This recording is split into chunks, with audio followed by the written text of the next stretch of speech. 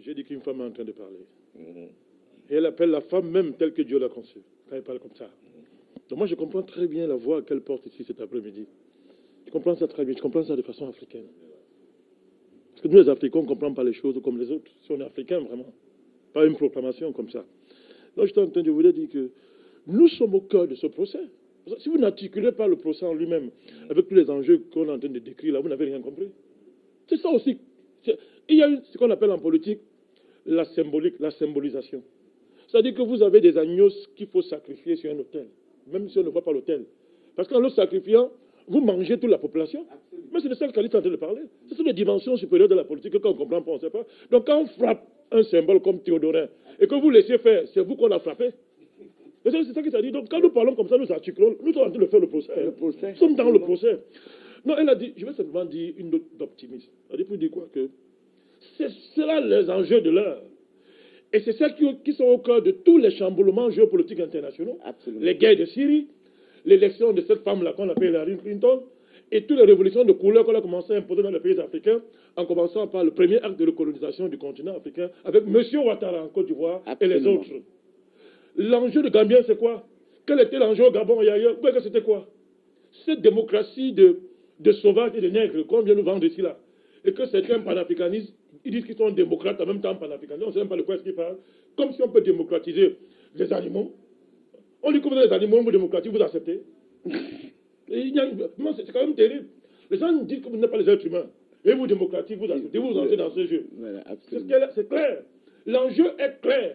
Toutes les stars mondiales qui sont à Hollywood sont dans la campagne de dire qu'il y a le monde est surpeuplé. On les entend, les Maria Carré, toutes ces stars le disent. Pourquoi? Ces stars sont au service de qui? De leur projet. Il s'agit de vulgariser ça dans la tête des gens. Mais nous sommes optimistes pour dire que l'échec de tout ça, la défaite de Hillary et les autres, tout ça, la guerre en Syrie et les échecs qui commencent à l'avoir en Afrique sont là pour dire que, Khalid, permets-moi l'optimisme, c'est que nous ne serons pas exterminés. Ils ne peuvent pas nous exterminer parce qu'ils ne nous ont pas créés. Ils ne peuvent pas. Je le dis aux Africains, c'est eux qui seront exterminés. S'ils ne changent pas leur politique, c'est l'Occident qui sera rasé de la terre. Il n'est pas question qu'on... On ne peut pas exterminer les Africains. D'ailleurs, tout ce qu'ils font depuis 500 ans, c'est quoi? Depuis 1000 ans d'ailleurs. On peut remonter plus loin depuis l'Égypte antique. On peut remonter plus loin depuis la première vague d'esclavagisation avec, entre guillemets, l'islam arabe. Le projet, c'est quoi? Mais nous sommes debout. Ils ne peuvent pas nous exterminer. Donc nous sommes là pour dire aux Africains. Ils vont tenter de le faire. Ils vont le faire. Je vous dis, Maître Momo. On n'a rien pour se défendre. Si! Vous n'avez une femme comme Khalid Biala qui parle comme ça. On a que notre bouche là. Mais est-ce qu'il y a une âme plus puissante sur cette terre que la parole? Mais Khalid a dit toujours, il y a une émission ici, moi je l'ai suivi à la maison. Elle a appelé ça une émission. Il n'y a pas d'âme plus supérieure à la parole. Le verbe. Parce qu'elle a dit le verbe. Quand le verbe est un verbe sincère et qui s'articule avec Dieu.